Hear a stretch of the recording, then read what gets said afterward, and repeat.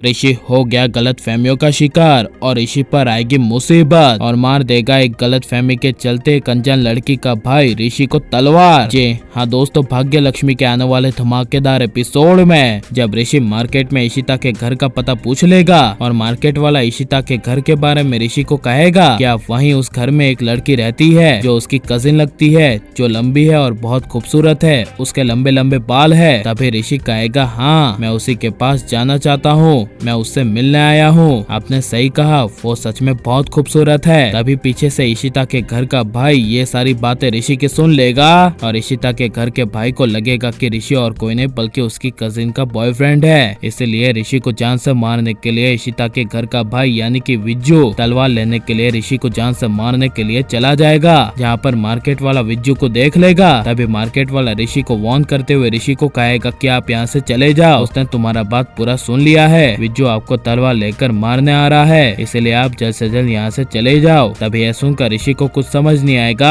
यहाँ पर तभी इशिता के घर का भाई यानी कि विज्जू तलवार लेकर ऋषि के सामने दौड़ते हुए आएगा और कहेगा कि आज तो मैं उसे छोड़ूंगा नहीं, उसे जान से मार दूंगा, आज कहीं बच के नहीं जाएगा। तभी विज्जू ऋषि के पास आएगा और ऋषि के दो टुकड़े करने की कोशिश करेगा। तभी ऋषि वहाँ से हट जाएगा और विज्जू की तलवार दुकानदार के फूल वाली टोकरी पर लग जाएगी। जहाँ पर तभी ऋषि अपनी जान बचाने के लिए भागेगा और चिल्ला चिल्ला कर कहेगा कि तुम लोग हो कौन, मुझे नहीं पता, मैंने तुम्हारा क्या बिगाड़ा है और तुम लोग इस तरह मेरे पीछे क्यों पड़े हो। तभी पीछे से विज्जू कहेगा रुक तो, तुझे सब बताता हूँ और ऊपर जाकर पूछ लेना कि तूने क्या बिगाड़ा है। जहाँ पर तभी ऋषि की जान बचाने के लिए मार्केट वाले विज्जू का हाथ पकड़ लेंगे। तभी ऋषि चिल्लाकर कहेगा कि तुम हो कौन और मैंने तुम्हारा क्या बिगाड़ा है और तुम्हारी मुझसे क्या दुश्मनी है जो तुम मुझे इस तरह मारने पर तुल आए हो। तभी विज्जू कहेगा मेरी बहन के बारे में एक और शब्द नहीं, तू ही उसका बॉयफ्रेंड है ना, सालों से मैं तेरे आने का इंतजार कर रहा था लेकिन आज तुम मेरे हाथ में आ ही गया, मैं तुझे छोड़ूंगा नहीं। तभी विज्जू ऋषि को जान से मारने के लिए अपनी पूरी ताकत लगाकर तलवार ऋषि पर चलाएगा।